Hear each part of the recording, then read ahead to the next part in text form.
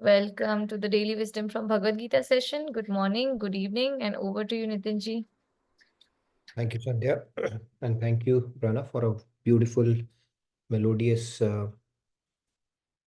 singing session. So, like always, so thank you for that. Let's get started. A very warm welcome to all of you to today's edition of Daily Wisdom from Bhagavad Gita. Hope you all had a great Mother's Day. Yesterday, we did celebrate it in our session as well. And I hope all of you had a great Mother's Day. So let's get started. I'm going to share my screen. We will be getting started with the next shloka today. So let me share my screen and we shall get started with today's topic of our discussion. Are you able to see my screen? So let's get started.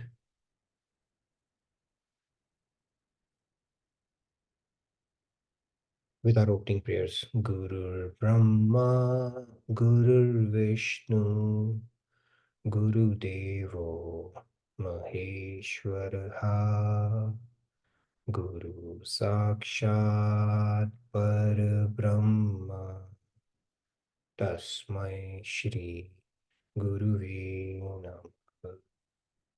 Vasudeva Sutam Devam Kamsachanuramardanam Devaki Paramanandam Krishnam Vande Jagadguru. Krishnam Vande Jagadguru. Radhe Radhe, good morning, good evening to all of you. Very warm welcome. I think I'm getting a technical problem. You have to give me a sec. I'll be back in a minute. In the meantime, you can utilize this opportunity to make any announcements. You'll have to give me a second. I'll be back. Sorry about that. Okay. Yes, Radhe Radhe once again. We can make announcements. I think major thing is Sita Navami. Yeah. Sita Navami celebrations are coming up. Rahulji, do you want to add the date? I forgot what is the date. I think 16th of May, right? So May 16th, Thursday, is Sita Navami celebrations at the Radha Krishna temple. If you can join, timings also I forgot. Rahulji, unmute. Acha, I'll unmute you. Yes. I can't hear you. Okay, I think I am only supposed to speak, it seems. Okay, never mind. I'm back. Sorry about that. Sorry for the minor interruption. Let me share my screen again. We should be able to start now. So we've been talking about the science of mind management series. And in our last session, we spoke about the chain of mental afflictions, how it goes. So greed and anger, they were born out of desire, and then greed is nothing but a fulfilled desire. Anger is an unobstructed desire. We traced it back to attachment. We traced back attachment to repetitive thinking, and then the repetitive thinking happens because we are seeking happiness. So we did establish that chain, and that is something nobody teaches us. It is part of our existence because we are fragmental part of God. And as part of that infinite ocean of bliss, we are also spontaneously attracted towards its source. So we seek happiness, then we think this object is going to give me happiness. We repeatedly think it results into attachment, then it breeds desire, and through desire, greed, or anger, that is the outcome. So we reach that stage. Now, today we will see how we can utilize this or get out of this vicious cycle. It keeps on repeating in our lives, right? So let's build on that. So greed and anger, we spoke about these mental afflictions. We traced it back to desire and attachment. Now, if you look at desire and attachment, our scriptures tell us that what's the way out of these? The way out of it is you have choice here. Okay, these both are blank right now. They'll get filled up soon. Now, either you can put these on the beneficial side or on the pleasurable side. That choice is always there. Now we have been looking for things which have been pleasurable for us all along. The trick here is to simply change it or dovetail it or channelize it. Your desire, which anyway, desire and attachment, I'm going to use it together today. For when you desire something higher, like inner growth, austerity, service, sacrifice, these noble virtues, then you are doing yourself a favor. So the trick is to replace the lower attachments and desires with higher ones. That is the trick. And even Bhagavad Gita talks about it. I'll get to that. So when we do that, see, the urge for happiness is very natural to our soul, just like the thirst is to the physical body. We can't do much about it. It is impossible to think that I will not contemplate happiness anywhere. It is impossible. Okay, you will keep on seeking happiness. Now, when you start envisioning happiness in beneficial things, then you will have a desire to inculcate virtuous, qualities. Like virtuous desires would be such as desire for inner growth, all these things that have, that's there on the on your screen that you are able to see. Now, if you repeatedly think happiness is in becoming wise, then what will happen? You will get attached to good knowledge. You will start, listening to good lectures. You'll start listening to sessions where you're getting good knowledge, and this will create a yearning to gain more good knowledge. And the desire for knowledge, which is good, will not bind us, rather it will uplift us. So you see, now you're getting attached to something uplifting, something which is beneficial for you. Similarly, if you think, you desire good health, now what will happen is you will become devoted or attached to it, and you will crave wellness for yourself. And then you will start making healthy choices in your food, in your routine, and other things as well. So same principle can be applied to develop love for God as well. You see the cycle, the chain, it is no different when we say that, our mind does not naturally, spontaneously fall in love with God, then it's a practice. That is essentially what sadhana is. You inculcate those sentiments and thoughts that real happiness lies there. You repeat that thought over and over and over and over again. That becomes part of your sadhana. That is essentially what sadhana is. And until it starts becoming natural to your mind, because you start getting intellectually convinced as well. And then when you do that, then you will start hankering for God itself, or godly topics, or godly virtues. All that stuff will start becoming a second nature to it. Bhagavad Gita says, Vishyan dhyayataschitam vishayeshu vishajyate. Basically what it says is, the repeated thought of pleasure in the objects of senses, we continue to do that and we became attached to them. And now you do the same. Now you frequently think that God is the ocean of infinite bliss, and you'll develop devotion towards him as well. So the trick here is this attachment desire cycle that we are stuck in right now. We dovetail it and utilize it to, towards higher attachments to replace the lower ones. And I think Swami Vivekananda also said, when you start aiming for the highest, the lower starts falling away all by itself. So that is the trick. So we will continue to build on this. We spoke about attachment and desire today. Now, so that means attachment and desire in a material sense is not our friend. It is leading our spiritual journey astray. However, when we repeatedly think of it, we start making higher desires as our goal, then we start befriending it. The same thing which was working against us, now we have started befriending it. So from tomorrow, we will continue to build on this to see how we can befriend greed and anger as well, for that matter. So desire and attachment we spoke about today, we can in fact make greed and anger our friends as well. And that is what we will talk about in greater detail tomorrow as part of the series. So with that said, let's move on to our topic of our discussion today. Today we introduce 5.18, and I'm going to recite it, and you will probably take 3 to 4 hands and then get started.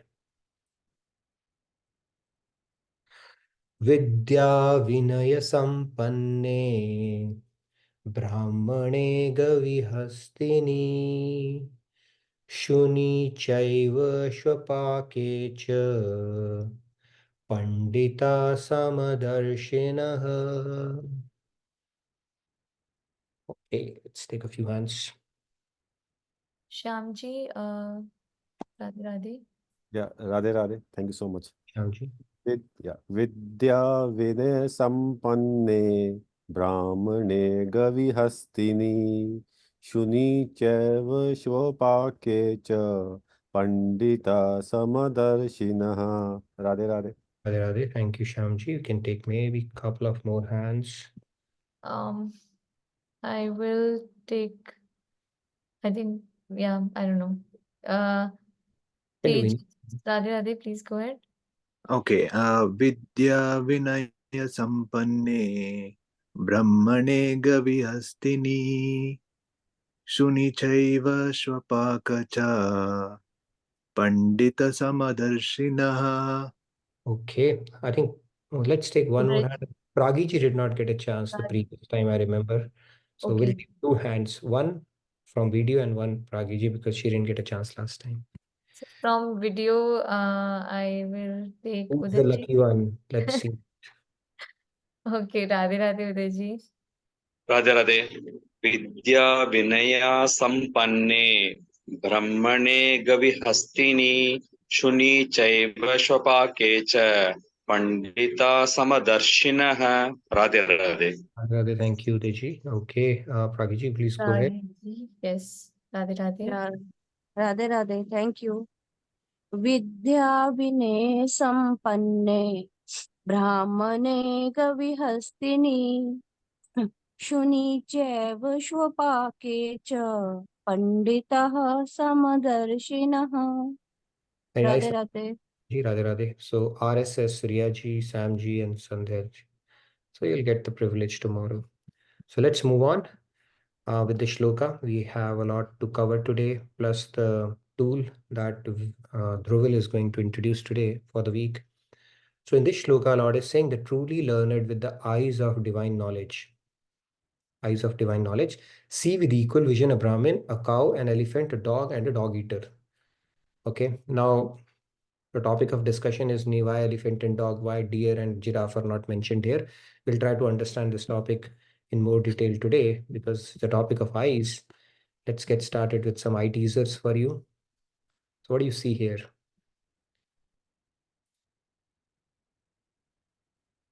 Are these rings moving or not moving? Who's seeing it moving? Can you? Nobody's seeing it moving or static? Yes, Shyamji, you're seeing it moving? Uh, yes, Shyamji. Yeah, at times moving. Okay, time's moving. Yeah, I mean, if you continue to, look at Yes. it, it will Yeah, seem moving. But moving if it. individually they are all static, it's not a GIF. Okay, it's not a GIF, it's a static image. So depending upon, what kind of vision you bring to it, I mean, these are all optical illusions, by the way. So Samadarshina, we'll get into that. It's all material vision we are talking about. So depending upon the vision you bring to it, it can give you some. Now here, what do you see? Are you able to see some animal behind the rails? Just move your head here and there a little bit. Cat Are sort you of. able to see? Okay, you are able to, Shamji, are you able to see an animal? Good. Yes. Shyamji. Okay, good. And some of you will not be able to, but until I bring this picture, this is the animal you should be able to see. You just need to focus and realign your vision and things like that. So something is there, but which is not very apparent to begin with, right? Anyways, today's Gita session is all about optical illusion. Nothing, maybe last couple of them. Are you seeing anything different in this image? Hmm. What? 3D sort of appearance. It's a full-blown kitchen. Okay, it's a full-blown kitchen here. It looks like a normal newspaper, but look at it. This is a full-blown kitchen. There's a vent and cabinets, and it's a kind of a 3D thing. Anyways, you have to think a little deeper, and then this will all start making sense. Now, how about this? First impression, you have to tell about that. Okay, what are you able to see? Who saw the bird first? And who saw the Amritavani ji larynx? message, it's a bird. It's a bird? Yeah, And Amritavani. Who saw the Tejas. larynx to begin with? It's just the bird. Yeah, Tejas. What did you see? Yes. I saw a bird. Bird. Bird. Okay. Anybody saw anything else? Meenu ji. Yes, Meenu ji. Radhe Radhe. I see something like coyote or something. Okay, Meenuji is a big picture person then. All right. Nevertheless, so yes, Sairamji, you want to add something? Shalini ji is saying fox too. Fox too. And Sairam ji, Sairam ji, Monica ji, Radhe Radhe. see couple Sairam of ji, hands. Radhe Radhe. Yes. Radhe, Radhe, Radhe. I see a face, half a face with a nose. I don't know if that's. That's right. I mean, the bird's beak and eye looks like an eye looking towards the right. Yes, Maybe I'm a little that's too right. That's right. imaginative. There's a reason why I put Ninda. That is right. Monica ji, are you able to Monica, see yeah, Radhe Krishna Radhe. somewhere? I won't be surprised if she's. Oh, I tried saying that, Nitinji. That is why I zoomed in, but then I saw a coyote or a fox kind of a animal. so yeah, basically, they have psychologists are basically saying this picture. If you are a reliable hard worker, if you see the bird in this image first, so you are a very reliable hard worker. Congratulations, Amrita ji.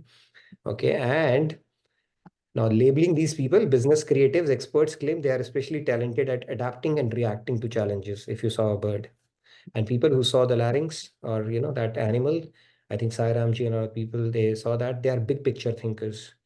The expert there who hasn't focused on details, they claim they are more capable of bigger problems. They look at the big picture part of it and comfortable just trusting their instincts around it. By the way, when I saw it for the first time, I saw animal only. I didn't see the bird. I had to focus to see the bird there.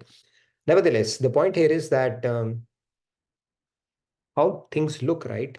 Depending upon the perspective or the way you are looking at it, it can cause, even in material world, we can see so many optical illusions. Some of the details might get missed out. So this is a material vision. Today we are going to talk about divine vision, okay, which is what God is talking about, the samdarshita part of it that he's bringing to the fore. So we'll talk about it. But just because we have a certain way of looking at things, it brings in a lot of division, right? You see, there are so many conflicts that we see. So let's talk a little bit about it and what is the root cause for that. Okay, and then we will try to expound on this topic and start building layer by layer, like we always do. So, why do we have conflicts in the world?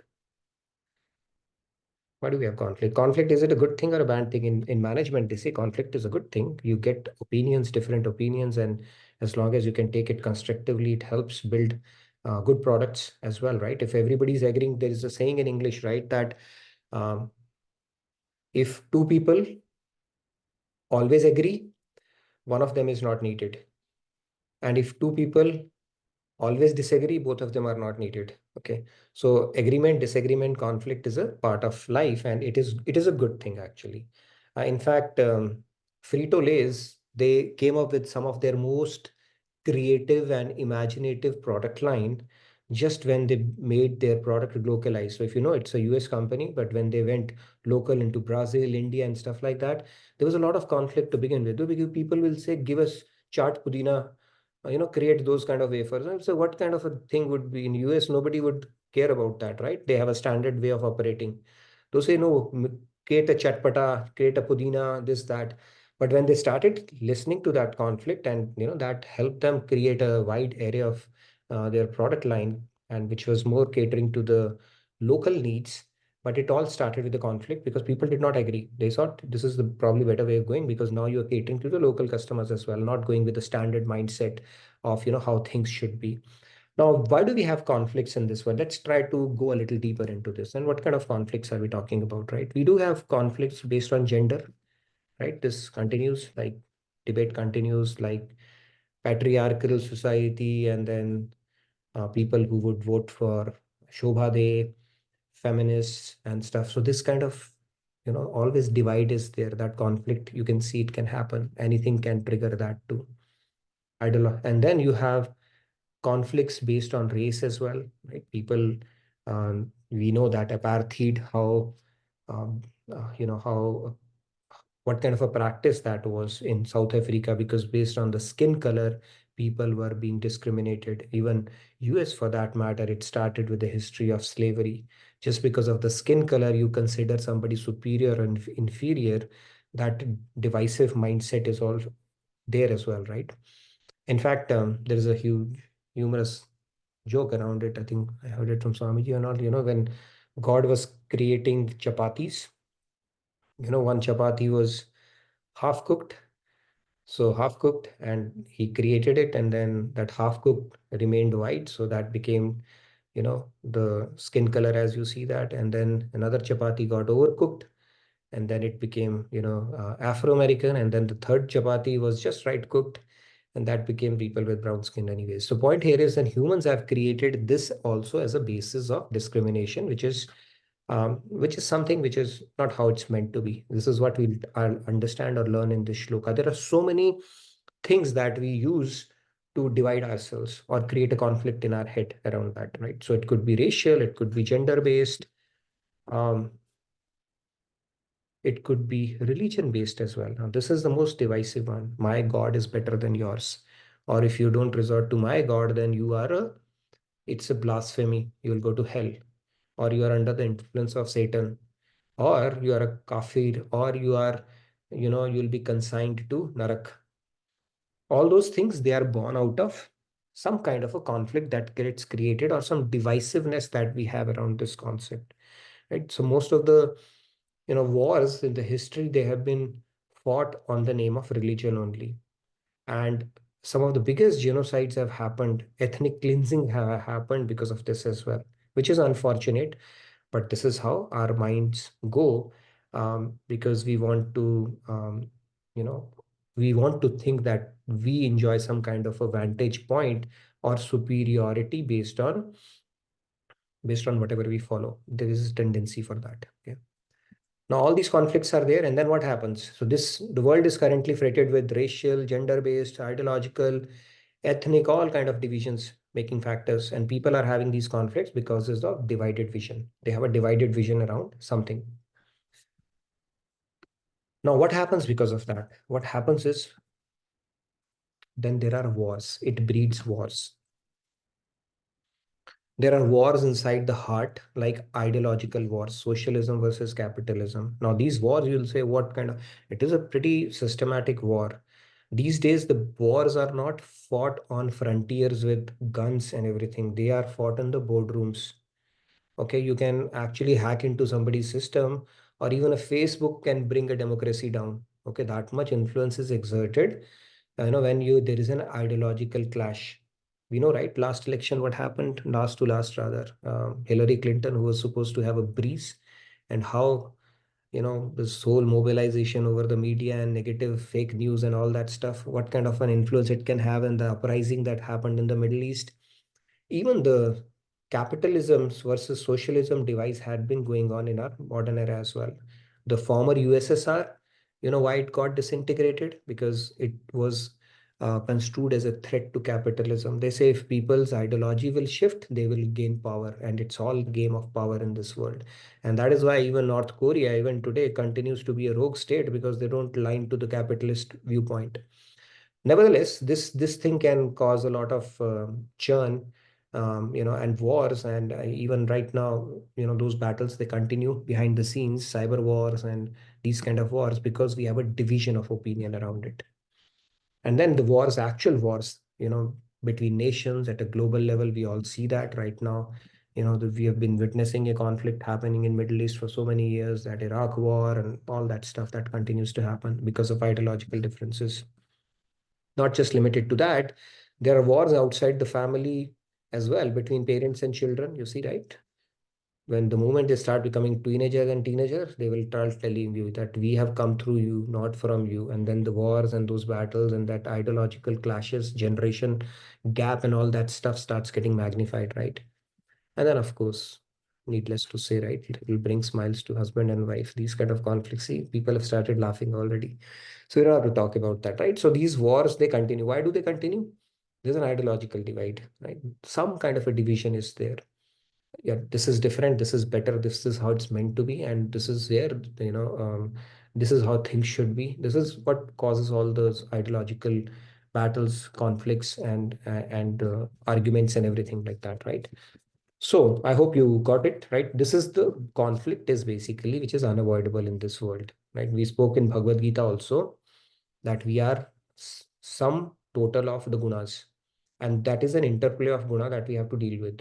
So to expect that the other person or somebody else will have exactly the same thought process as you are is being very naive, right? Sattva, Rajas, Tamas can take on infinite proportions, infinite combinations, and to expect that that two people will have the same combination happening at the same time is next to impossible. The probabilistic, the probability of that happening is next to nil.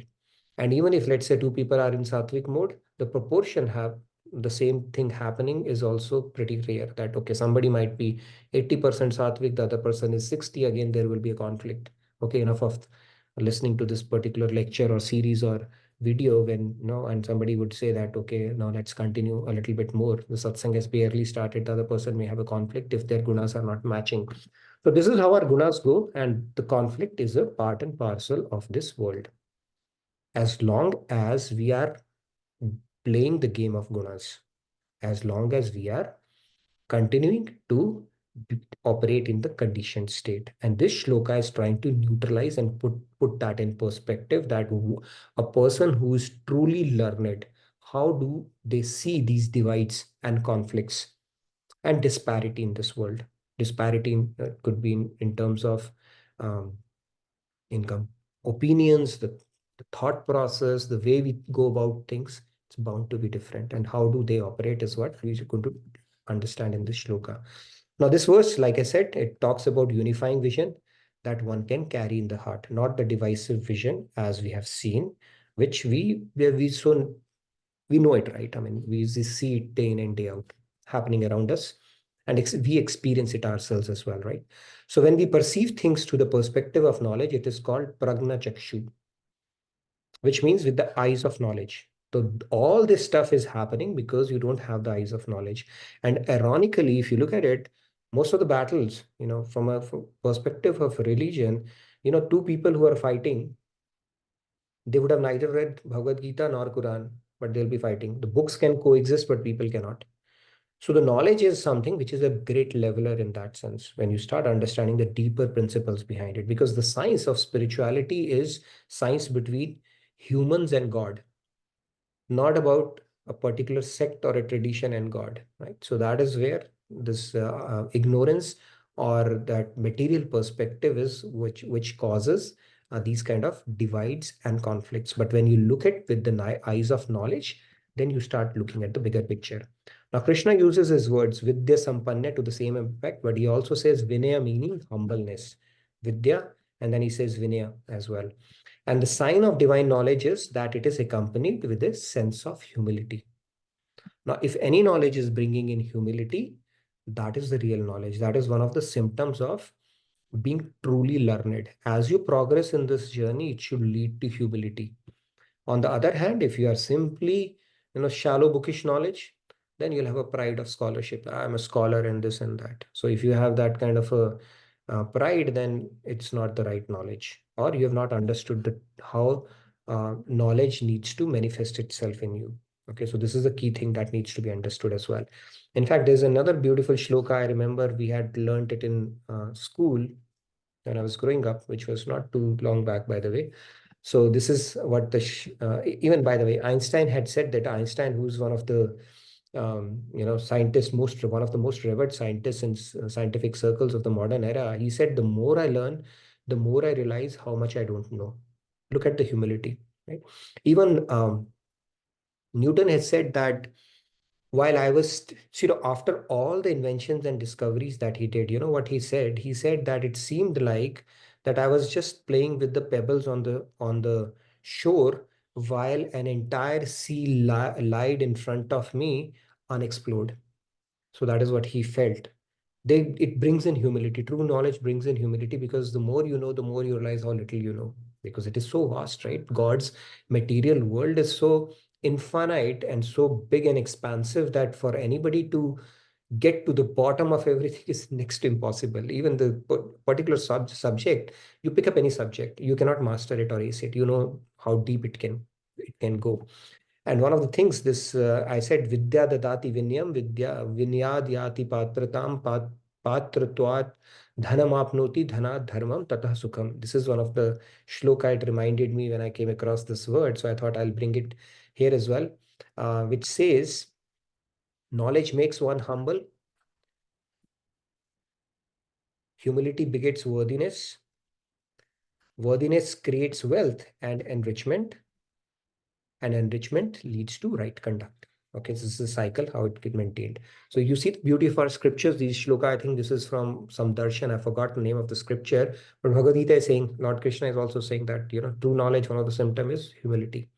It should breed humility. Okay, before I go move further, yes, Sandhya, you wanted to ask something? Just wanted to add one thing. So, like, even for a mountain, when we are looking at it from a distance, it appears smaller. As we go closer and closer, we realize the magnificence of it, right? So, similarly, even like you mentioned for knowledge, as we go deeper and deeper, we realize how big it is and how small we are in front of that huge, magnificent knowledge. Yeah. True. Very true. That is the right way of looking at it, right? One guy, he was asked that, can you paint an aeroplane? How long it will take for you to paint an aeroplane? He said, it's a piece of cake for me. He said, how? He said, you keep taking aeroplane higher, higher, higher and higher. When it becomes this much, you just do like this and it's all painted. So that is ignorance, right? You truly don't understand how far, what is the true size. And like you said, from far, the mountain may seem equal to your size, but as you start approaching, you understand its true magnificence, right? Same thing, a firefly can be proud of its light until the sun comes out and shows, puts it into perspective. So humility is something. See, the biggest, what again, if you relate it, see the cause and effect relationship, as they call it in critical thinking, our scriptures say that ajnanam evasya mool karanam, ignorance is the root cause for everything. And now because of that ignorance, that false projection of ourselves, we become proud. I am this, I am that kind of a thing. And how do you dispel ignorance? Astoma sadgamaya, with knowledge. So when the knowledge light starts coming in, it should ideally, now the ignorance, the light has started coming in. So as an ignorance starts getting dispelled, that pride should also start diminishing. And that is essentially what Lord Krishna is saying. He's saying it should lead you to humility. That means that is real knowledge. Now you're letting the light come in. If you still have pride, that means that ignorance is still there. That means that is not knowledge that you have understood so far, because it has not become realization, or it's not true knowledge. So true knowledge would naturally lead you to humility. And humility, like I think spoke about it in one of previous sessions as well, it has become a virtue because we have, in our conditioned state, we have come so far away from it. But truly speaking, humility is something which is should be very natural to our constitutional position, or our state of existence as we are in right now. Because if we truly understand who we are, there's no reason for us to be proud about anything. If you think about this universe, our universe, forget about universe. Let's talk about our galaxy, Milky Way. Milky Way has 100 billion. Billion is 10 into 10 to the power 9. 100 billion is 10 to the power 11. That many suns in it. Our sun is only one of them, right? And then, like that, science itself is saying there is 100 billion galaxies out there. So 10 to the power 22. And then within that galaxy, forget, we have a solar system we haven't explored as yet. Within that solar system, we have our Earth. Within that Earth, we have our country. Within that country, we have our state. Within that state, we have our municipality or that. Within that, we have a lot of our city, right? And that municipality and all that stuff that comes in. And within that, you may be part of some hamlet or some community. Within that, you have a house. And within that, you have a family. And within that, you are you. So how insignificant. See, if this entire galaxy is wiped off from this material creation, it will not even cause a rounding off error. Okay, how vast it is.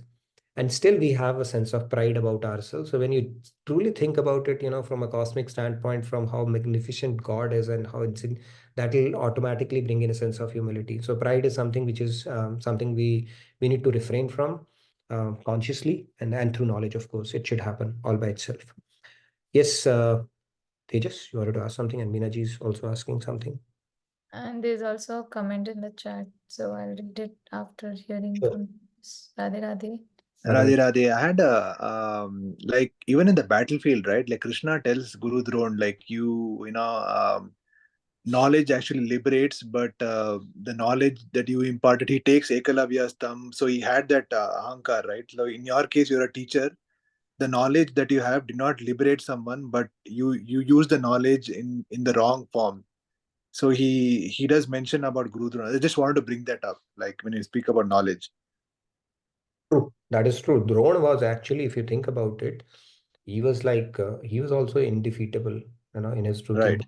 He had his own agendas also, right? For example, he wanted to take revenge from Drupad, who had humiliated Drupad, right. Drupad, and then the Eklavya episode, right? So he had his fair share of material aspirations, and in fact, that was one of the things that even and because he was under he was eating the un of Hastinapur, right? Duryodhan. Right. That also contaminated his buddhi, and that's exactly what Bhishma also said, right? Bhishma, when Bhishma was lying on the bed of arrows, then I think Lord Krishna told Yudhishthir to take some gyan from him because Bhishma was Bhishma. He's one of the 12 Mahajans. Mhm. And when Yudhishthir went up to him and he started speaking, Draupadi started laughing. Okay, he said, "What is this decorum? You know, just laughing like that." And she said, "Look who's talking," right? I mean, she didn't say that, but she meant that. Okay, now Bhishma is going to give us the gyan, the one who was seeing me humiliated and did nothing, right? In that, when I was being disrobed. Then he asked, "Why are you laughing?" He said, "You did the same. Now, why, how can you give?"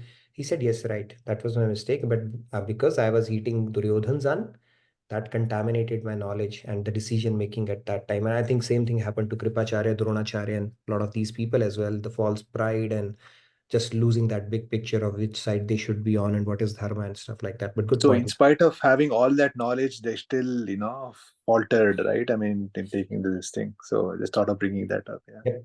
They still faltered. Yeah, it's Yeah. pretty. Thanks for bringing it. Yes, Meenaji?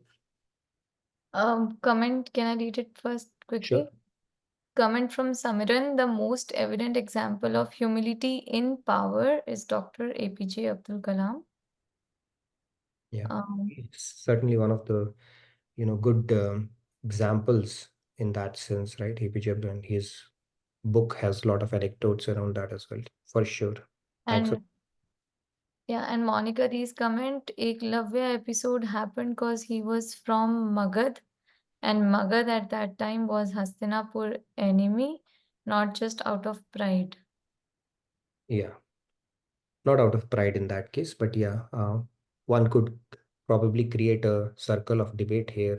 And Is it Dronacharya, appropriate, is it appropriate for a guru to do that, right? And we'll have for and against a lot of discussion around it. just Yeah, her he was point. justified in, yeah, it was not out of pride, probably around more of an insecure and the fact that he had favoritism towards Arjun as well. He didn't want him to be threatened in any way because he wanted to create a protege that was invincible. So maybe that was a driving factor for him. But as a guru, you think it was fair or not? That would be a separate discussion altogether. Yes, Meenaji, you wanted to add something? Yes, Radhe Radhe Meenaji. Radhe everyone. So in terms of Vidya Dadati Vinayam, the knowledge, right? Maharaji used to say, Maharaji says, I don't say used to say. Maharaji says in his pravachan, how far can we go? Exactly like you want to go to whatever extent you go. Like in Bhagavad Gita, Arjuna said, Shrine Punye Marte Logam Vishanti, right?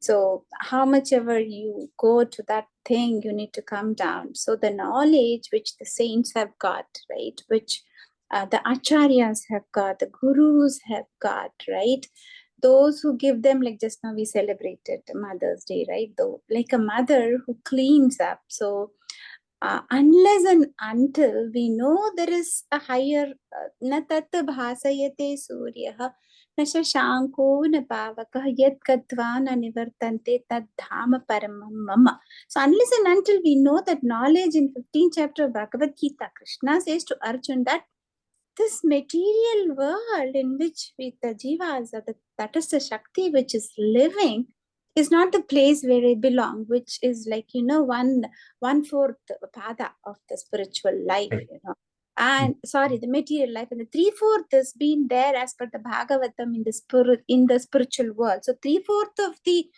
Atmas are already existing in the spiritual, the divine loka. the spiritual world, only 1/4 are stuck. We are all just 1/4. Mamaya Vamsho Jiva, look, we are only just Ekapada Vibhuti. The Tripada Vibhuti is there in the spiritual world. Unless and until we know that his spiritual world has no sun, no moon, nothing. You say, like, Krishna's one eye is sun, one eye is moon. Unless and until we know his Virat Rupa, the knowledge, we cannot even think, who am I and why am I here, right? So the knowledge comes from scriptures, which is given to us through the saints who say, Vaishnava Janato na dene kahiye ji pida parai na jane re, right? So they say, pida parai, like the knowledge gives you the humility of compassion in everything to them. Yes, Minaji. Radhe Radhe. Radhe Radhe. Well made. Point very well made. Very true.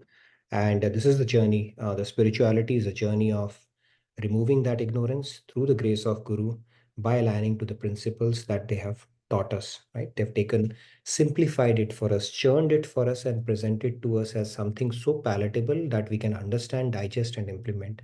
Otherwise, just think of it. If we were on our own to understand this manual of life, how difficult it would have been, right? We would have been, it's like a wild goose chase for eternity. And how lucky we are that we have found a guru who has given us these, esoteric and such complex principles and presented it to us. Okay, take it, served it on a platter to us. We just have to take it and then start, implementing it, and the rest will happen all by itself. So it's a huge deal. Otherwise, these scriptures, you can understand, it is not something we can comprehend. We don't have that intellect at all, right, to get it right. And the link here was right conduct brings contentment. So it leads to peace, finally. So this is where the whole conduct was. And I wanted to bring in one more example before Keshavji, I can take your hand. This analogy also I like. So if you look at here, you see the trees here. They are fruit-bearing trees. And then let me bring something which is trees basically. You see the difference between them a little bit? Anybody who can find out the difference? Of course, one is looking green and beautiful, but the key thing here is that yes, Sandhya, you wanted to add something? Fruit-bearing trees tend to bend, Sam, and the which are not bearing any fruits, they stand like tall and yeah. Samji, you wanted to add something? Yes. When I said the fruit bearing, they are humble. They are laden with the True. bending down, and the other one, the barren ones, they are straight. Any andi comes, storm or something, so they will be the first one to go. Uprooted. Very true. Sairamji, you wanted to add something? Yes. Sairamji, Radhe Radhe. Radhe Radhe. Yeah, I think Kabirji had a very nice doha about this, right? Yes. बड़ा हुआ तो क्या हुआ, जैसे पेड़ खजूर पंथी को छाया न दे, नहीं फल लागे अति दूर. हाँ. True. So yeah, the fruit-laden trees, they bend forward. Even the nature gives us enough examples to see that people who carry virtues, they'll be humble, very humble, if you look at them. And that is the sign of, truly carrying some virtues. But people who are not humble, who don't have anything, maybe it's their insecurity or whatever, they will be like, stand straight, and they'll be very difficult to deal with as well. So this is another sign. Again, this is a beautiful example. So humility, and the other one is the pride, right? They stand erect, and when the storm will come, Samji is also talking about it. When the storm will come, these are the trees which get uprooted more quickly. And the ones which are a little flexible and stuff like that, they're loose. But these fruit-bearing trees, they will bend because they want to offer you fruit now. And that's a beautiful example from nature as well. Keshavji, you wanted to add something? Radhe Radhe Keshavji. Radhe Radhe. Millions of things have come today. Millions. And I don't know where to start. Like coming events cast their shadow before. Mm-hmm. Earlier I heard about something like one couple got divorced. So the man and the woman, they married other people, and they had already children, and they had their own children. And one day the kids were fighting, and the husband asked wife, "What's happening?" She said, your children and my children are fighting with our children. Now, guess what? Mindfulness. Now I tell you my own humbleness, humility, and contentment where they stand. Now, what is happening? My brother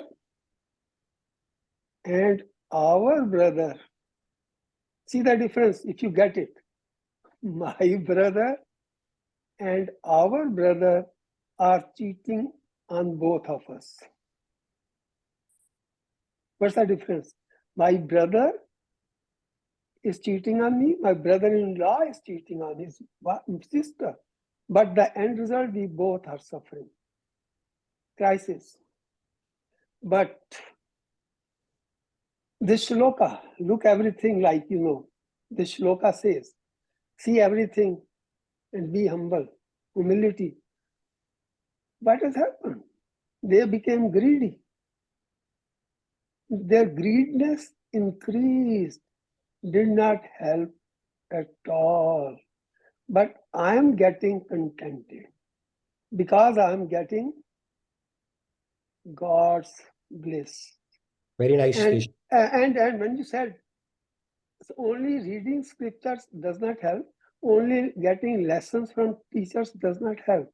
When you do meditate on the heart and Lord Krishna, Sarvasya Chaham Hirdi Samnishto Matta Smriti Jnanam Akonam Cha, these four things come from him.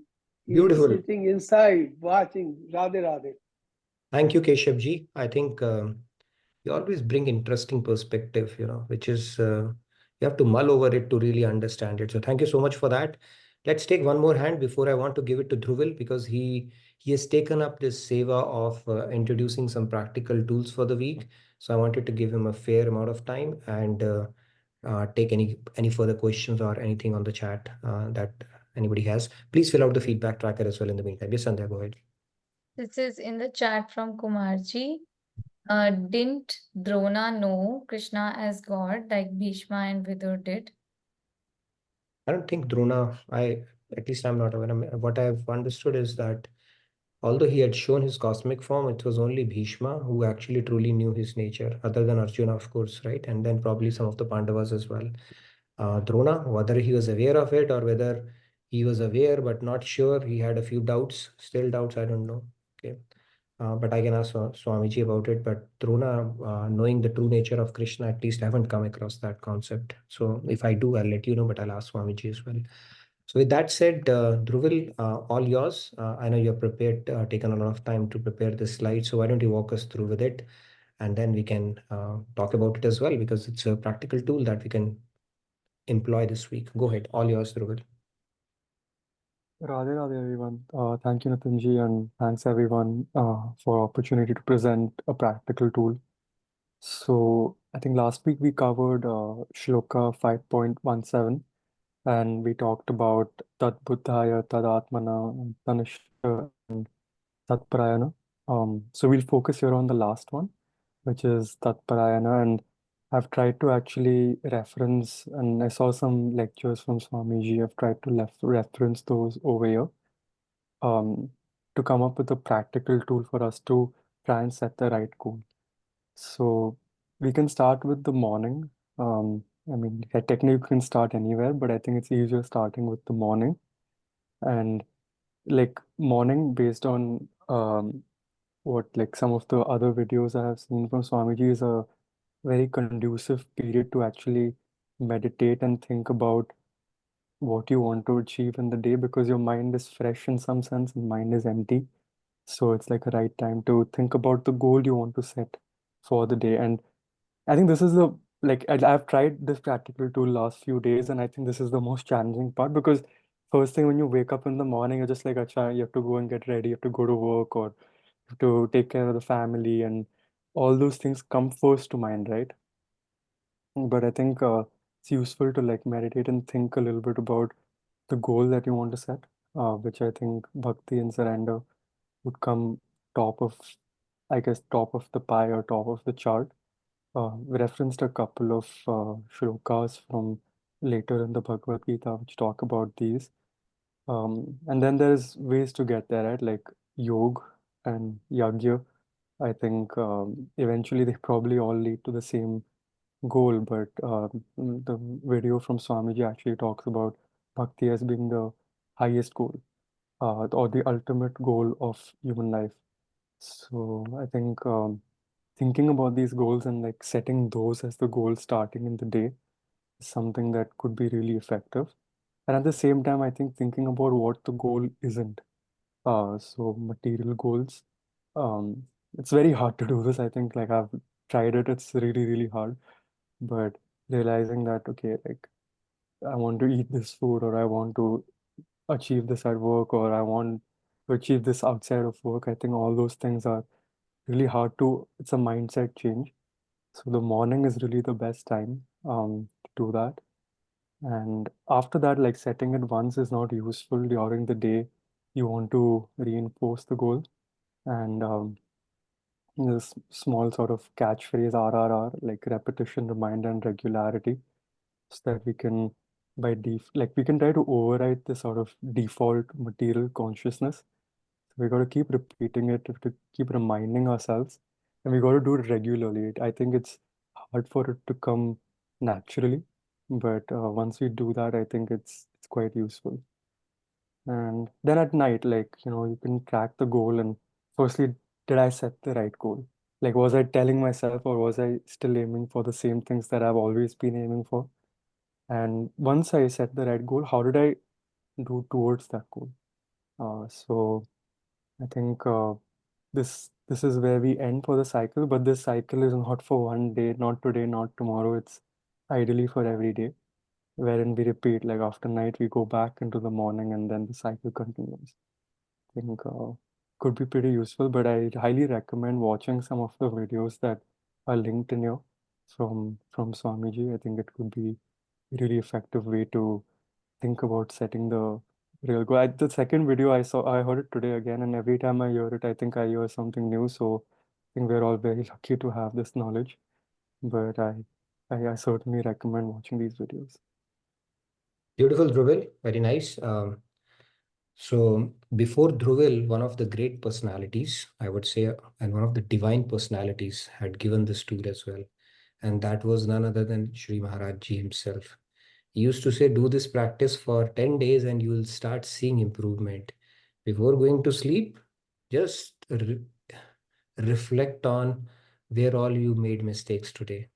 Okay, nobody can say that I made the mistakes. I took the best decision, or my behavior the most optimum or the best in that kind of a situation.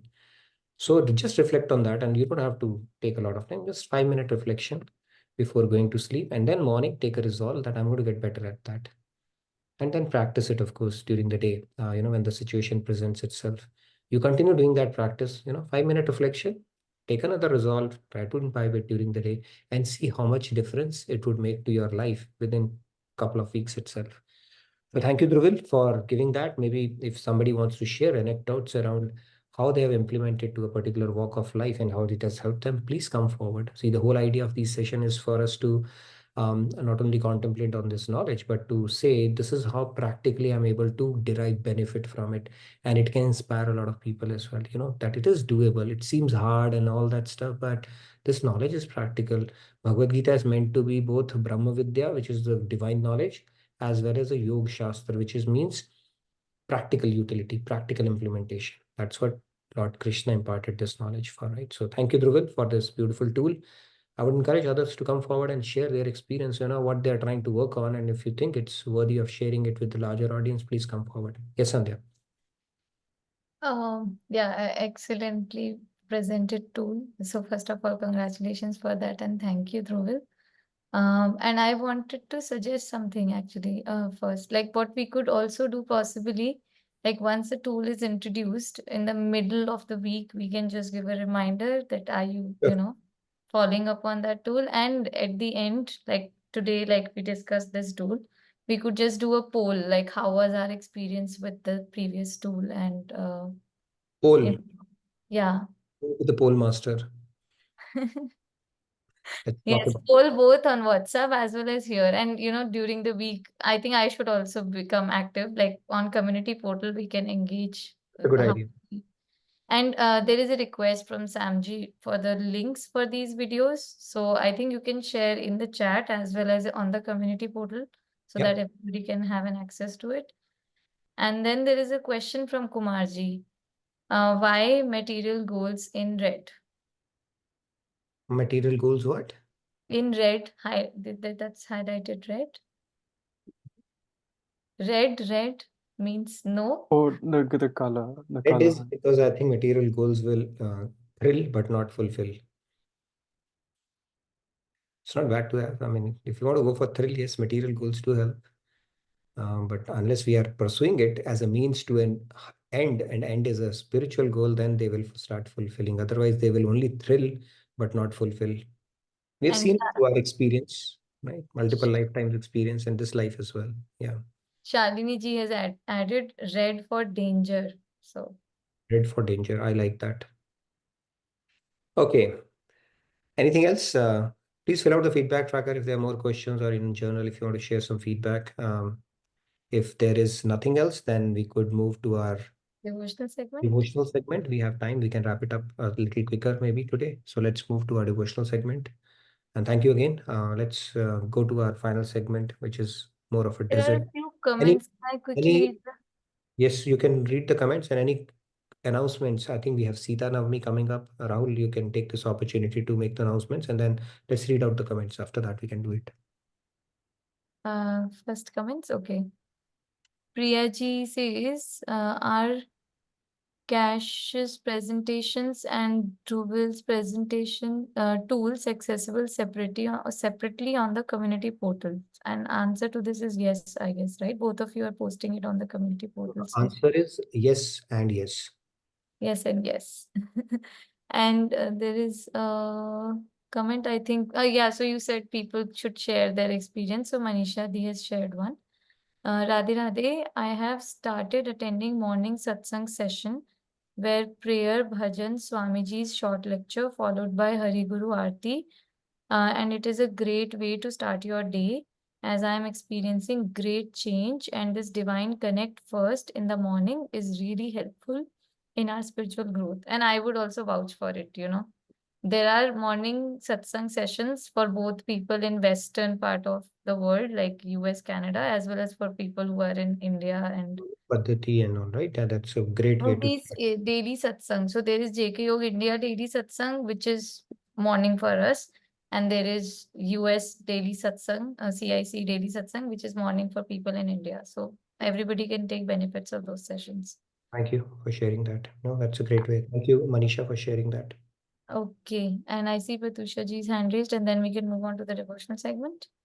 Yes, Pratusha. Radhe Radhe. Radhe Radhe everyone, Radhe is here, Sanjay ji. Actually, I just wanted to share something about, like sir was talking about humbleness.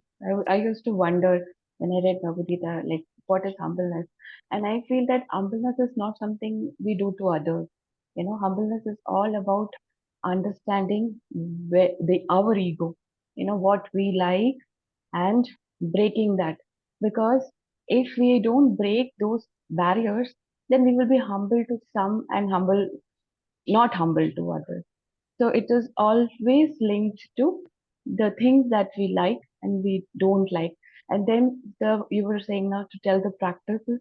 So the thing that I practice is, if there is a battle in my mind where something I like and something I don't like, I go for something I don't like. I don't go for something I like. So kind of a tip. Radhe Radhe. That's interesting, Pratusha. I'd love to know more about it. Thank you for sharing that. Yeah, don't like means typically it's like the difficult thing that our mind says, hey, stay away from it. I get that. There's a book, right? Eat your frog first. That means the most difficult task that you're trying to delay for the day, do that the first thing. Easier said than done. I try to do it at office. The one do you feel, okay, let me keep pushing it out, pushing it out. Do it the first. It'll make your day easy. Thank you for sharing that. Yes, Rahul, go ahead. Yeah, Radhe Radhe Rahul ji. Radhe Radhe. Just wanted to add that on Thursday we will be having Sita Navami celebrations at Radha Krishna Temple of Dallas. from 6:30 p.m. to 8:30 p.m. CST, which will be May 17th, Friday, 5 a.m. in India. And then every third Saturday of the month, we have the Mata Ki Chauki celebrations at RKT. So do check it out. And on May 15th, Swamiji's new book will be available for pre-order also. The new book is Spiritual Secrets to Hinduism. So do check that out also. And I wanted to announce that if you want to participate in creating a buzz, we'll create short videos. So maybe pick up a question and a video that, what is how Sanatan Dharam same as Hinduism, or both are different, or this multiple god, are there really multiple gods? Any question, we can provide you a question as well. But if you can provide a quick video bite, that will help create a buzz, because we want to release it as part of a series leading up to the book release. So please do that. I think we have Fill created. out the feedback tracker if you're interested in providing your Fill out the feedback video tracker. bite. Reach out to Yes, you. yeah. From this point onwards, all the way up to May 27th, we will start releasing some reels, create a buzz that, okay, we are going to get an answer to this question in this book. You don't have to do, just come up with a quick question, and then that will go a long way in promoting Swamiji's book. He puts in so much of hard work for us, is the least we can do for him. So And even if you can't come up with a question, we can provide you a question if you're interested in part of this. yeah, we can provide you a question as well. And it's not going to be very tricky. So do look at that opportunity as well. Fill out in the feedback tracker. If you're interested, we'll reach out to you. Okay, now let's move to our devotional segment. Maybe we can take 3 hands and then wrap up our session. Can I? Yeah, go ahead. ब्रह्म प्राप्ति पथ ज्ञान है, परमात्मा पथ योग राधे राधे। कृष्ण प्राप्ति पथ भक्ति है, अधिकारी सब लोग राधे राधे। जय Radhe Krishna Radhe Radhe, Radhe Krishna Radhe. Gyan Yoga is the path to realize Brahman, and Ashtang Yoga is the path to attain Paramatma. The Supreme Divine Personality, Shri Krishna, is attained only through Bhakti Yoga, and everybody is eligible for it. Great. And I don't know if it's a coincidence or what, because now we are going to talk about this Brahma, Paramatma, and Bhagwan as part of this shloka discussion as well, because true learned, one of the aspect that comes is knows the Paratattva as well. So as part of this discussion, I'm going to again refresh this concept of Brahma, Paramatma, and Bhagwan. So I think this Bhakti Shatak verse is pretty aligned with that. Yeah. And I think the subsequent verses too. Let's take quickly 2 more hands and then we'll wrap up. Yes. Swati ji, Radhe Radhe, please go ahead. Yeah, Radhe Radhe. Am I audible? Yes. Yeah. Okay. Radhe Radhe. ब्रह्म प्राप्ति पथ ज्ञान है, परमात्मा पथ योग राधे राधे। कृष्ण प्राप्ति पथ भक्ति है, अधिकारी सब लोग Radhe Radhe. Thank you, Radhe Radhe. Thank you, Swati ji. Radhe Radhe. Shyam ji, please go ahead. Radhe Radhe, Shyam ji. Thank you so much. ब्रह्म प्राप्ति पथ ज्ञान है, परमात्मा पथ योग राधे राधे। कृष्ण प्राप्ति पथ भक्ति है, अधिकारी सब लोग राधे राधे। जय Radhe Krishna Radhe Radhe, Radhe Krishna Radhe Radhe Radhe. Radhe, thank you so much. Like I said, we will have a detailed discussion on this concept of Brahma, Paramatma, and Bhagwan, Yogic Path, Gyan Marg, and Bhakti Marg. So this will help resolve a lot of doubts that people usually have. So look out for these discussions in the coming sessions. So again, thank you everyone for your wonderful participation and engagement. And thank you, Dhruval, for putting together that slide for the practical tools, and I look forward to seeing you tomorrow. Radhe Radhe, good night, good day from my side. Thank you, everyone. Thank you all. See you tomorrow. Radhe Radhe. Tomorrow. Bye.